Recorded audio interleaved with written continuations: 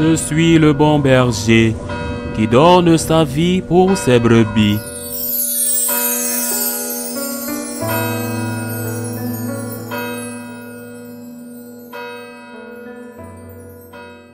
Un jour de sabbat, Jésus était entré dans la maison d'un chef des pharisiens pour y prendre son repas et ces derniers l'observaient. Jésus dit une parabole aux invités lorsqu'il remarqua comment ils choisissaient les premières places. Il leur dit: « Quand quelqu'un t'invite à des noces, ne va pas t'installer à la première place, de peur qu'il ait invité un autre plus considéré que toi. Alors celui qui vous a invité, toi et lui, viendra te dire: cède-lui ta place. Et à ce moment, tu iras plein de honte prendre la dernière place. Au contraire, quand tu es invité, va te mettre à la dernière place. Alors quand viendra celui qui t'a invité, il te dira: mon ami, avance plus haut. Et ce sera pour toi un honneur aux yeux de tous ceux qui seront à la table avec toi. En effet, quiconque s'élève sera abaissé et quiconque s'abaisse sera élevé. Jésus disait aussi à celui qui l'avait invité: quand tu donnes un déjeuner ou un dîner, n'invite pas tes amis, ni tes frères, ni tes parents, ni de riches voisins. Sinon, eux aussi te rendront l'invitation et ce serait pour toi un don en retour. Au contraire, quand tu donnes une réception, invite les pauvres, des estropiés, des boiteux, des aveugles.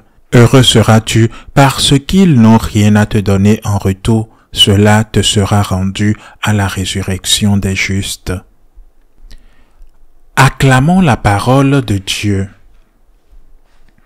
Le Seigneur n'a pas l'intention de nous expliquer quelle place nous pouvons occuper à table. Ceci est une parabole. Le Seigneur s'intéresse particulièrement à notre compréhension et à notre pratique de la vertu d'humilité. L'humilité, dit-on, est une vertu qu'il ne faut pas forcément rechercher car elle est naturelle. Il faut la rechercher parfois, mais il est vrai aussi qu'elle est naturelle. Dans cet évangile, nous devons examiner attentivement l'expression utilisée par Jésus.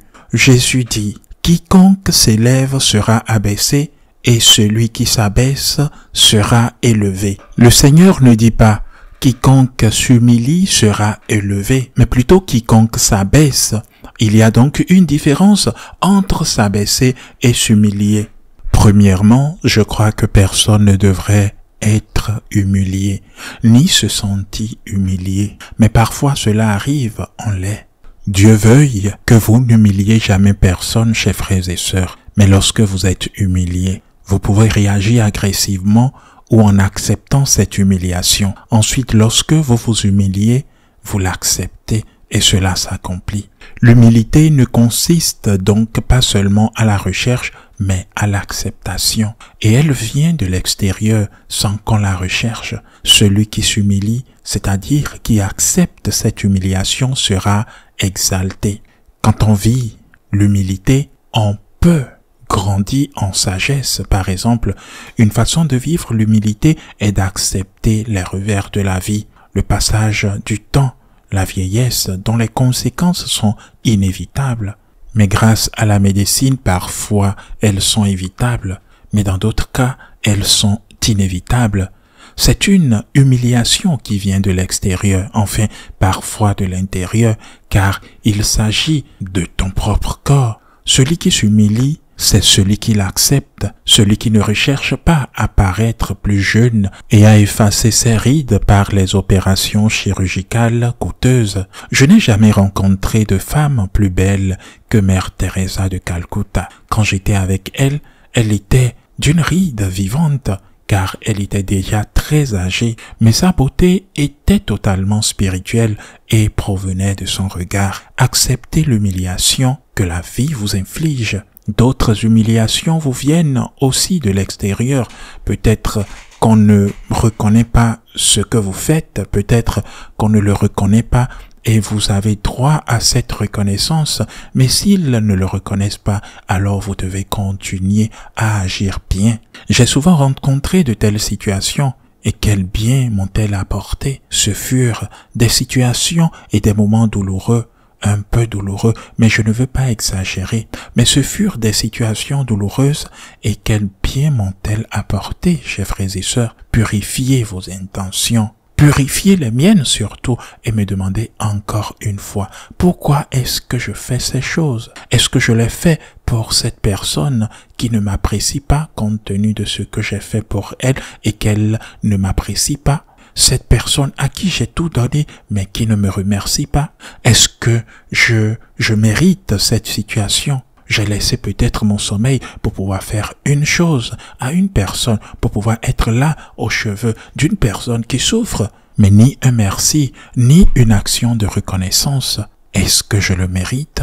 Des personnes que j'apprécie et qui m'apprécient, et qui parfois agissent de telle enseigne qu'on finit par penser autre chose. Est-ce que je mérite ça? Ou est-ce que moi je me comporte juste pour bien paraître aux yeux des autres, ou aux yeux de cette personne en particulier, ou aux yeux de mon curé sur la paroisse, ou aux yeux des fidèles sur la paroisse, ou aux yeux de ma communauté, et pourtant, ces personnes, malgré mes efforts, n'accordent aucune importance au sacrifice que je fais, que j'ai fait et que je continue à faire. Est-ce que je l'ai fait aussi pour moi-même ou bien pour paraître propre à leurs yeux, pour avoir le sentiment de faire le bien, d'être une personne merveilleuse, de ne pas me comporter comme les autres, mais plutôt de regarder ce qu'ils font. Cette humiliation, de ne pas être valorisé, de ne pas être reconnu, est une bénédiction de Dieu.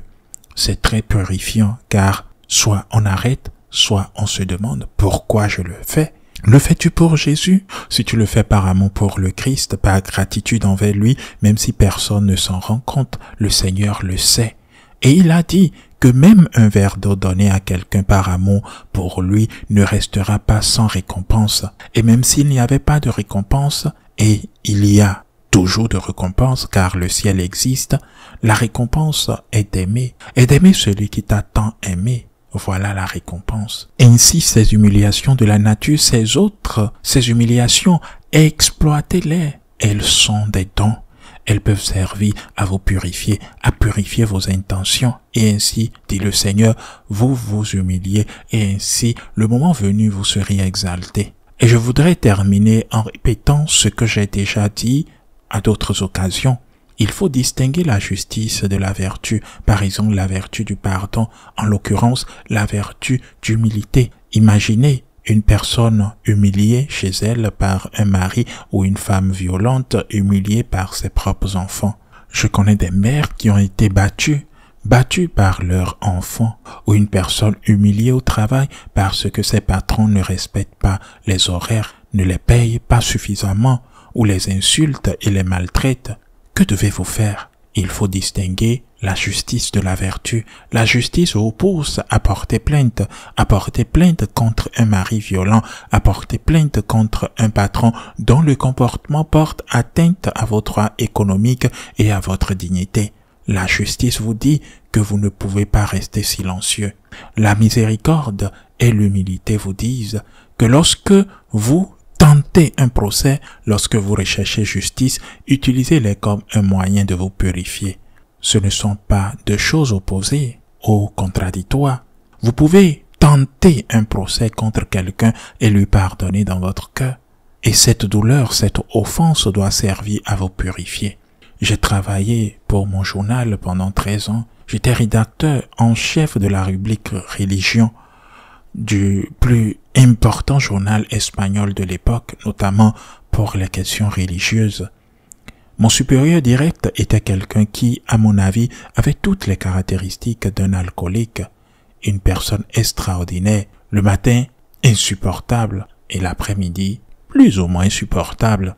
Ce n'était pas seulement moi, peut-être le moins, c'était toute la rédaction. Des insultes, des cris, jamais de violence physique. Dieu merci. Cela m'a profondément purifié.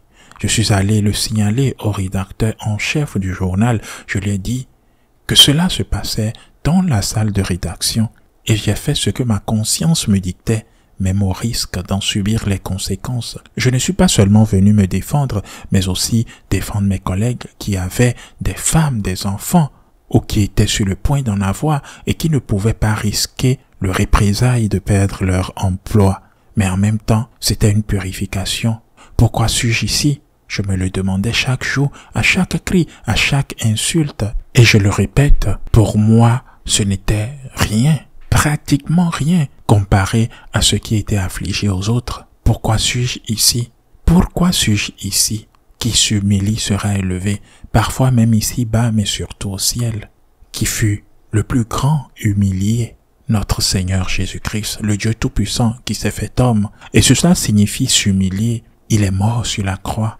Et cela signifie être humilié. Mais il est mort en pardonnant à ses ennemis. Et qui est l'humble par excellence? Bien sûr, la Sainte Vierge Marie, celle qui, étant la plus pure, l'Immaculée Conception, la reine, n'était qu'une simple ménagère. Et celle qui entre dans l'histoire en piétinant la tête du serpent, c'est-à-dire l'orgueil, dit à l'ange, « Voici la servante du Seigneur, qu'il me soit faite selon ta parole. Celui qui s'humilie sera élevé. Bienheureux sois-tu. Si tu t'humilies, bienheureux sois-tu. Mais pas celui qui est humilié, mais celui qui s'humilie, celui qui l'accepte. » Rendons grâce à Dieu et demandons-lui encore une fois la force de le suivre et de l'aimer comme il le mérite. Ainsi soit-il.